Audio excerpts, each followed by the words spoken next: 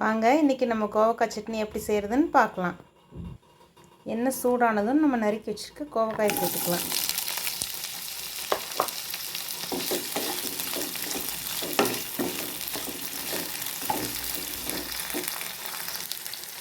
கோவக்காய் நல்லா வணங்கட்டும்.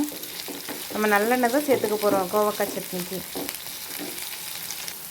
கோவக்காய் நல்லா வணங்கிருச்சு. இப்போ நம்ம இதில் வெங்காயம் சேர்த்துக்க போகிறோம்.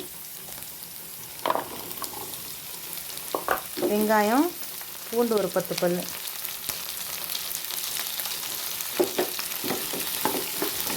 வெங்காயம் கொஞ்சம் வணங்கட்டும். அதுக்கப்புறம் நம்ம காரத்துக்கு பச்சை மிளகாய் தான் சேர்த்துக்க போகிறோம். வெங்காயம் கொஞ்சம் வணங்கிடுச்சு. இப்போ நம்ம பச்சை மிளகாய் சேர்த்துக்கலாம்.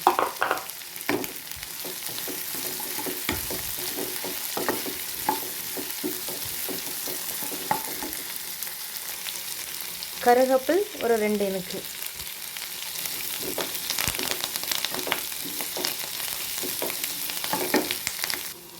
வெங்காயமும் நல்லா வணங்கிடுச்சு, மிளகா நல்லா வணங்கிடுச்சு. இப்போ நம்ம தக்காளி சேர்த்துக்கலாம்.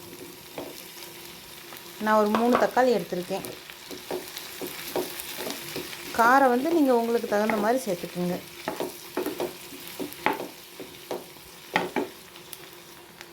தக்காளி வணங்க தேவையான அளவு உப்பு. நம்ம சட்னி அரைக்கிறப்போ உப்பு பத்தலைனாலும் சேர்த்துக்கலாம்.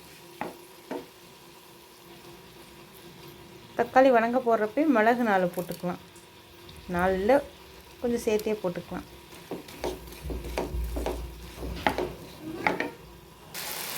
ஓரளவுக்கு வணங்கிடுச்சு. இன்னும் ஒரு 2 நிமிஷம் வணங்கட்டும். அவ்வளோதான், நல்லா வணங்கிருச்சு. இப்போ இதை ஆற விட்டு சட்னி அரைச்சிட்டு எப்படின்னு உங்களுக்கு காமிக்கிறேன். வாங்க சட்னி அரைச்சிடலாம். கோவக்காய் சட்னி நிறைய மருத்துவ குணம் இருக்குது. குழந்தைகளில் கோவக்காய் வணக்கி கொடுத்தா கூட சாப்பிட மாட்டாங்க. இல்லை நம்ம சட்னி செஞ்சு கொடுத்தோம்னா இட்லி, தோசை, சப்பாத்தி, சாதம் எல்லாத்தோடையும் வச்சு சாப்பிட்லாம். நல்லாயிருக்கும். சரி, அரைச்சிட்டு பார்க்கலாம். நம்ம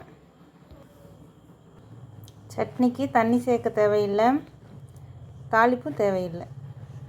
நாளைக்கு இன்னொரு சமையலில் சந்திக்கலாம். பாய். சட்னி பிடிச்சிருந்தா சப்ஸ்கிரைப் பண்ணுங்கள்.